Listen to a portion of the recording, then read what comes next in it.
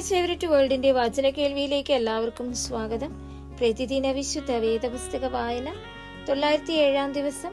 സെഫന്യാവിന്റെ പുസ്തകം 3-ാം അധ്യായം. മത്സരവും മലിനതയും ഉള്ളതും പീഡിപ്പിക്കുന്നതുമായ നഗരത്തിന് അയ്യോ കഷ്ടം! അവൾ വാക്കു കേട്ടനുസരിച്ചിട്ടില്ല, പ്രബോധനം കൈക്കൊണ്ടിട്ടില്ല, യഹോവയിൽ ആശ്രയിച്ചിട്ടില്ല, തന്റെ ദൈവത്തോട് അടുത്തു വന്നിട്ടുമില്ല. അതിനകത്ത് അതിന്റെ പ്രഭുക്കന്മാർ ഗർജിക്കുന്ന സിംഹങ്ങൾ, അതിന്റെ ന്യായാധിപതിമാർ വൈകുന്നേരത്തെ ചെന്നായ്ക്കൾ. അവർ പ്രഭാതകാലത്തേക്ക് ഒന്നും ശേഷിപ്പിക്കുന്നില്ല. അതിന്റെ പ്രവാചകന്മാർ ലഘുബുദ്ധികളും വിശ്വാസപാതകന്മാരുമാകുന്നു. അതിന്റെ പുരോഹിതന്മാർ വിശുദ്ധ മന്ദിരത്തെ അശുദ്ധമാക്കി ന്യായപ്രമാണത്തെ ബലാത്കാരം ചെയ്തിരിക്കുന്നു. യഹോവ അതിന്റെ മധ്യേ നീതിമാനാകുന്നു, അവൻ നീതികേട് ചെയ്യുന്നില്ല.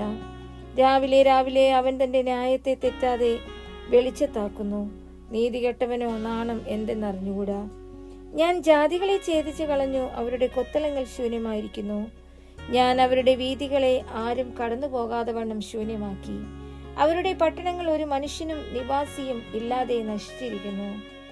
നീ എന്നെ ഭയപ്പെട്ട് പ്രബോധനം കൈകൊൾക്ക എന്ന് ഞാൻ കൽപ്പിച്ചു. എന്നാൽ ഞാൻ അവളെ സന്ദർശിച്ചതുപോലെയൊക്കെയും അവളുടെ പാർപ്പിടം ഛേദിക്കപ്പെടുകയില്ലായിരുന്നു. എങ്കിലും അവർ ജാഗ്രതയോടെ തങ്ങളുടെ ദുഷ്പ്രവൃത്തികളൊക്കെയും ചെയ്തു പോന്നു. അതുകൊണ്ട് ഞാൻ സാക്ഷിയായി എഴുന്നേൽക്കുന്ന ദിവസം വരെ എനിക്കായി കാത്തിരിപ്പിനെന്ന യഹോവയുടെ അരുളപ്പാട്. എന്റെ ക്രോധവും എന്റെ ഉഗ്രകോപവും പകരേണ്ടതിന് ജാതികളെ ചേർക്കുവാനും രാജ്യങ്ങളെ കൂട്ടുവാനും ഞാൻ നിർണയിച്ചിരിക്കുന്നു. സർവഭൂമിയും എന്റെ തീഷ്ണതാഗ്നിക്ക് ഇരയായിത്തീരും. അപ്പോൾ സകല ജാതികളും യഹോവയുടെ നാമത്തെ വിളിച്ചപേക്ഷിച്ച് ഏക മനസ്സോടെ അവനെ സേവിക്കേണ്ടതിന് ഞാൻ അവർക്ക് നിർമ്മലമായുള്ള അധരങ്ങളെ വരുത്തും. കൂശ് നദികളുടെ അക്കരെ നിന്ന് എന്റെ നമസ്കാരികൾ, എന്റെ ചിതറിപ്പോയവരുടെ സഭ തന്നെ എനിക്ക് വഴിപാട് കൊണ്ടുവരും. അന്നാളിൽ ഞാൻ നിന്റെ മധ്യേ നിന്ന് നിന്റെ ഗർവോല്ലസിതന്മാരെ നീക്കിക്കളയും.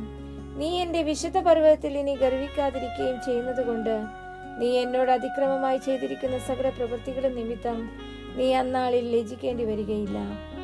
ഞാൻ നിന്റെ നടുവിൽ താഴ്മയും ദാരിദ്ര്യവും ഉള്ള ഒരു ജനത്തെ ശേഷിപ്പിക്കും. അവർ യഹോവയുടെ നാമത്തിൽ ശരണം പ്രാപിക്കും.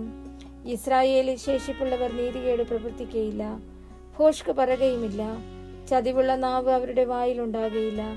അവർ മേഞ്ഞുകിടക്കും, ആരും അവരെ ഭയപ്പെടുത്തുകയുമില്ല. സിയോൻ പുത്രിയെ ഘോഷിച്ചാനന്ദിക്ക, ഇസ്രായേലെ ആർപ്പിടുക. യെരൂശലേം പുത്രിയെ പൂർണ്ണഹൃദയത്തോടെ സന്തോഷിച്ചുല്ലസിക്ക. യഹോവ നിന്റെ ന്യായവിധികളെ മാറ്റി നിന്റെ ശത്രുവിനെ നീക്കിക്കളഞ്ഞിരിക്കുന്നു. ഇസ്രായേലിന്റെ രാജാവായ യഹോവ നിന്റെ മധ്യേ ഇരിക്കുന്നു. ഇനി നീ അനർത്ഥം കാണുകയില്ല. അന്നാളിൽ അവർ യെരൂശലേമിനോട് ഭയപ്പെടരുതെന്നും സിയോനോട് അധൈര്യപ്പെടരുതെന്നും പറയും. നിന്റെ ദൈവമായ യഹോവ രക്ഷിക്കുന്ന വീരനായി നിന്റെ മധ്യേ ഇരിക്കുന്നു. അവൻ നിന്നിൽ അത്യന്തം സന്തോഷിക്കും. തന്റെ സ്നേഹത്തിൽ അവൻ മിണ്ടാതിരിക്കുന്നു. ഘോഷത്തോടെ അവൻ നിങ്കൽ ആനന്ദിക്കും. ലജ്ജാഭാരം വഹിച്ചവളായ നിനക്കുള്ളവരായി സംഘത്തെ വിട്ട് ദുഃഖിക്കുന്നവരെ ഞാൻ ചേർത്തുകൊള്ളും. നിന്നെ ക്ലേശിപ്പിക്കുന്ന ഏവരോടും ഞാൻ ആ കാലത്ത് ഇടപെടും. ഉടന്തി നടക്കുന്നതിനെ ഞാൻ രക്ഷിക്കുകയും ചിതറിപ്പോയതിനെ ശേഖരിക്കുകയും സർവഭൂമിയിലും ലജ്ജ നേരിട്ടവരെ പ്രശംസയും കീർത്തിയുമാക്കി തീർക്കുകയും ചെയ്യും. ആ കാലത്ത് ഞാൻ നിങ്ങളെ വരുത്തുകയും ആ കാലത്ത് ഞാൻ നിങ്ങളെ ശേഖരിക്കുകയും ചെയ്യും. നിങ്ങൾ കാണുകയും ഞാൻ നിങ്ങളുടെ പ്രവാസികളെ മടക്കി വരുത്തുമ്പോൾ ഞാൻ നിങ്ങളെ ഭൂമിയിലെ സകല ജാതികളുടെയും ഇടയിൽ കീർത്തിയും പ്രശംസയും ആക്കി തീർക്കുമെന്ന് യഹോവ അരുളിച്ചെയ്യുന്നു.